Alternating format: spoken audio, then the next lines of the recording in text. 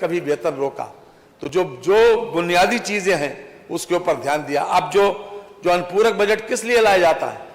इसलिए कि हम कुछ न कुछ जो उस वक्त नहीं सोचा जा सका या नहीं आ सका, उस वक्त नहीं परिस्थिति थी, उसको हम बाद में एसएनडी के माध्यम से लाए।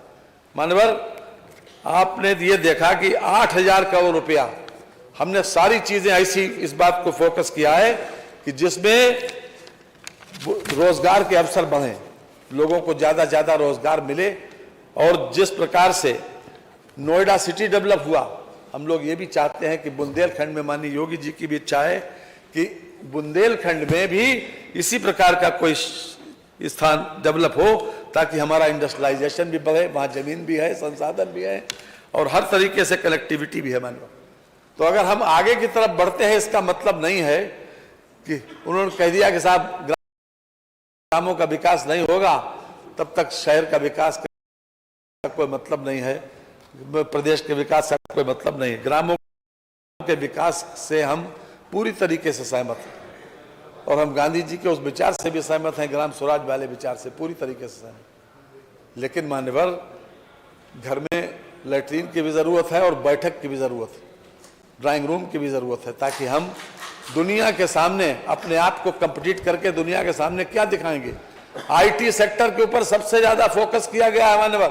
माननीय मुख्यमंत्री जी ने जो इस बार का हमारा संकल्प पत्र है, उसमें खास तौर से कहा गया है कि 2 करोड़ टैबलेट और स्मार्टफोन हम वितरित करेंगे, 2 करोड़, और इस बजट में भी इसके लिए भी उसमें व्यवस्था की। तो हर तरह से इस बात की कोशिश की गई है कि हम बेहतर से बेहतर अर्थव्यवस्था उत्तर प्रदेश की बना के रखें, फाइनेंशियल डिसिप्लिन बना के रखा। हमारी बैठी है कांग्रेस की, आज तक मुझे इस बात का जवाब नहीं मिल पाया।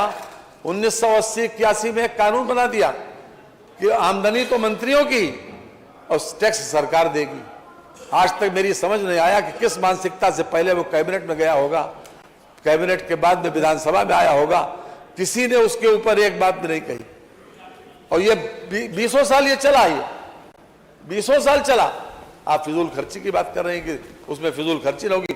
3,80,000 करोड़ रुपए का इन्वेस्टमेंट आया है पिछले साल, जो योगी जी ने सब वो किया था इन्वेस्टमेंट समिट, 3,80,000 करोड़ वो जमीन पे उतारा गया।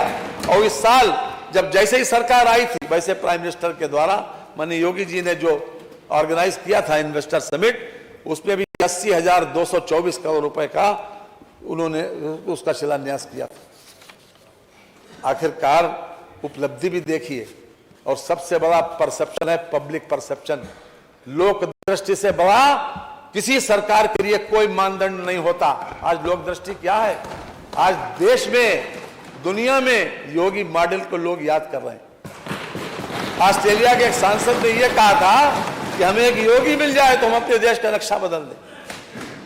आपको मालूम है ये? और पब्लिक ने भी उसके ऊपर मोहर लगाई, पब्लिक ने उसके ऊपर मोहर लगाई। कह देना तो आसान है, भेज दीजिए। यहां जरूरत है, यहां ज्यादा जरूरत है। 5 साल सरकार चलाने के बाद उसी के ऊपर जनता ने मोहर लगाई है, बड़े बहुमत से सरकार आई। ये भी अपने आप में सोच देना चाहिए, जनमत का आदर जरूर करना चाहिए। मानवर, हर तरह से इस बात की कोशिश की गई है कि फाइनेंशियल डिसिप्लिन मेंटेन रहे।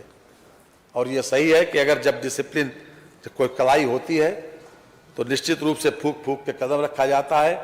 हमने मितव्ययता भी बरती है और फिजूल खर्ची के ऊपर भी रोक लगाई हर तरह से। और यह साबित भी किया है, जितनी भी सब ट्रेजरी थी ऐसी कि जहां पर कोई काम नहीं होता था,